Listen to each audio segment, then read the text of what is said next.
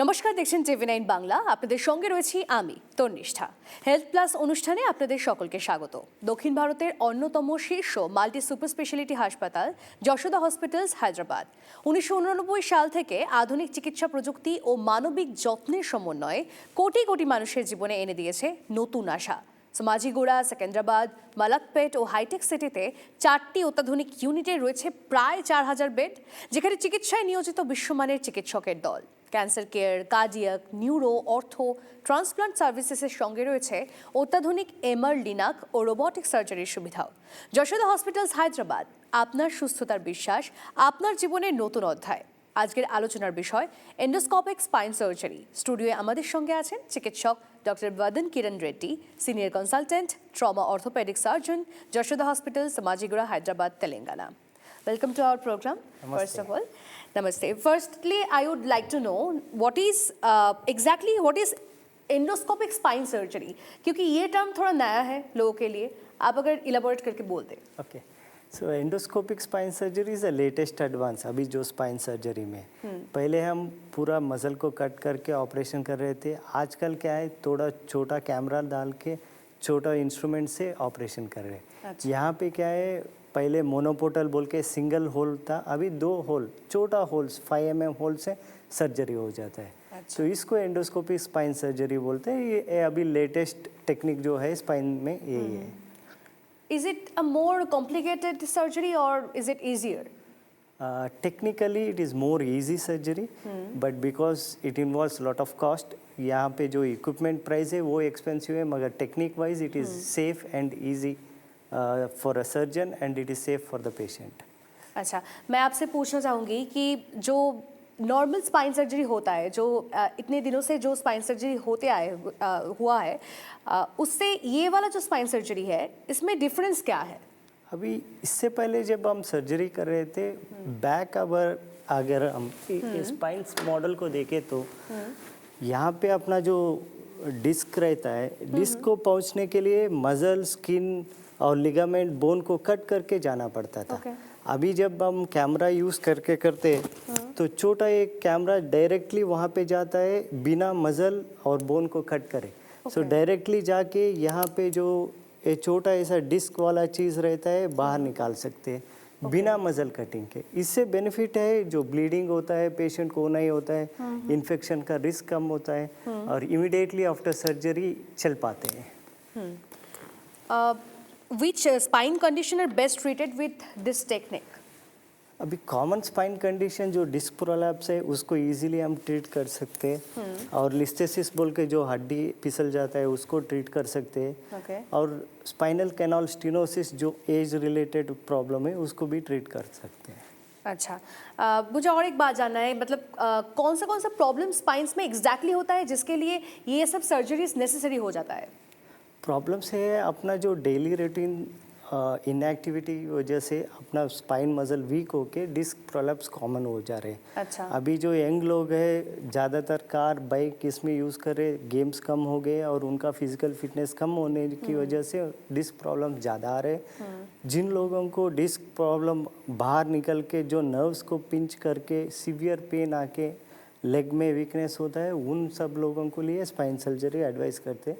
90% of the time हमारा try रहता है कि मेडिसिन से कम करने का, एक लोगों को सर्जरी ज़रूरी पड़ेगा। कौन से स्टेज पे सर्जरी मतलब एकदम इम्पोर्टेंट हो जाता है, नेसेसरी हो जाता है? डिस्क सर्जरी में कंपलसरी सर्जरी जब उनका यूरिन और मोशन का प्रॉब्लम्स होता है और पैर में वीकनेस की वजह से चप्पल फिसल जाती है, वो फेजेस में हमें सर्जरी रेकमेंड करते हैं। उससे पहले हम मेडिसिन से मैनेज कर सकते हैं सब लोगों को। Okay sir, I would like to know from you that what is the difference between endoscopic navigation versus endoscopic spine surgery? Okay, before endoscopy navigation surgery आया था। नेविगेशन में क्या है, अपने को पीडियाट्रिक सर्जरीज और जहाँ पे ज़्यादा स्क्रूज डालते हैं, काइफोस्कोलेसिस, वो वाला सर्जरीज में हम स्पाइन में जब स्क्रूज डालते हैं उसके लिए नेविगेशन यूज़ करते हैं। That is for a different set of patients. और endoscopy is for all disc related problem, single level 2 level में एंडोस्कोपी यूज़ करते हैं। ओके और ये जो पीडियाट्रिक जो कंडीशन है इसके बारे में अगर बता दें आप। हाँ, पीडियाट्रिक कंडीशंस अभी छोटे बच्चों में अराउंड एडोलेसेंट एज में उनको जो है काइफोस्कोलियोसिस बोल के एक कंडीशन आता है, उसमें हड्डी टेढ़ापन हो जाता है। अपना जो रेगुलर कर्वेचर है उसके अलग कर्वेचर आता है। जब उनका एक कॉप्स एंगल बोल के कैलकुलेशन रहता है, कॉप्स एंगल 40-50 डिग्री क्रॉस होते ही उनका स्पाइन बहुत टेढ़ा होता है। उससे उनका लंग ब्रीथिंग वो सब इश्यूज होते हैं। उन लोगों के लिए हम स्पाइन सर्जरी करते हैं। वहाँ पे हम यशोदा में नेविगेशन यूज़ करके एक दोनों स्पाइन की तरफ अराउंड 20 स्क्रूज डाल के उनका स्पाइन जो है टेढ़ा रहे सो सीधा करते हैं। अच्छा। वो सर्जरी में we use navigation. Okay but ये कंडीशन होता क्यों है? ये इडियोपैथिक बोल के नाम लिखा है, तो idiopathic we don't know the cause. Okay most of the time it is kind of genetic related. एक लोगों को ये सिंड्रोम्स बोलते हैं कंजेनिटल, उन लोगों का आते हैं, मगर most of the time around 13-14 years के टाइम में औरत बच्ची लोगों को ज़्यादा कॉमन है। ওকে আমরা বিভিন্ন এই সমস্ত বিষয়গুলো নিয়ে আলোচনা করছি। অর্থোপেডিক সার্জারি স্টুডিওয়ে আমাদের সঙ্গে রয়েছেন যিনি আলোচনা করে দিচ্ছেন স্পাইন সার্জারি নিয়ে। তবে জয়েন্ট পেন নিয়ে অনেকের অনেক প্রবলেম থাকে, অনেক সার্জারি নিয়ে অনেক পেশেন্ট থাকে। এবার বরং সেই ধরনের কিছু আলোচনায় আসা যাক। স্যার मुझे आपसे एक बात जानना है, जो रोबोटिक हमने सुना है कि अभी रोबोटिक जॉइंट सर्जरी हो रहा है, इसके बारे में अगर आप बता दें थोड़ा। तो अभी क्या है, जॉइंट रिप्लेसमेंट बहुत कॉमन हो गया है अपना कंट्री में। जो स्क्वाटिंग नीचे बैठने के प्रॉब्लम्स ज़्यादातर अपना कल्चर में क्या है, टॉयलेट होने दो, पूजा होने दीजिए और खाना के लिए सब नीचे बैठते हैं। जब नीचे बैठते ज़्यादातर घुटनों का प्रॉब्लम्स हमारे कंट्री में कॉमन है। तो first we started with joint replacement surgery, वो कन्वेंशनल मेथड में कर रहे थे। फिर बाद में नेविगेशन आया, उसके बाद अभी latest technologies robotic joint replacement surgery. अच्छा। रोबोटिक में क्या है, यूजुअली सर्जरी सर्जन ही करते हैं, मगर रोबो विल असिस्ट। वहाँ पे एक हाई एंड कैमरा रहता है ड्यूरिंग सर्जरी, और वो हमें बताता है कि अपना एंगल कटिंग लेवल कितना है। ये रेगुलर सर्जरी में 2-3-4 डिग्रीज का एरर हो जाता है, रोबो में 0 डिग्री एरर रहता है। दूसरा चीज़, हमें जब ऑपरेशन स्टार्ट करते हैं, स्टार्ट करने से पहले हमें बता देता है कि उसमें साइज़ कौन सा आ रहा है, फाइनली उनका पोजीशन कितना आएगा, मूवमेंट कितना आएगा, और वहाँ पे जहाँ जहाँ पे सॉफ्ट टिश्यू रिलीज करना है वो पर्टिकुलरली एग्जैक्टली बता देता है। तो इसमें क्या है, यूजुअली जो नॉर्मल एवरेज सर्जन रहता है उनको बेस्ट सर्जन कर देता है रोबो। ओके मतलब ये और एक एडवांस प्रोसेस है। सही है। हाँ, और टोटल मतलब नी रिप्लेसमेंट ये कैसे होता है, मतलब रोबोटिक से हो सकता है ये वाला? हाँ, ये रेगुलर सर्जरी और robotic surgery is almost same.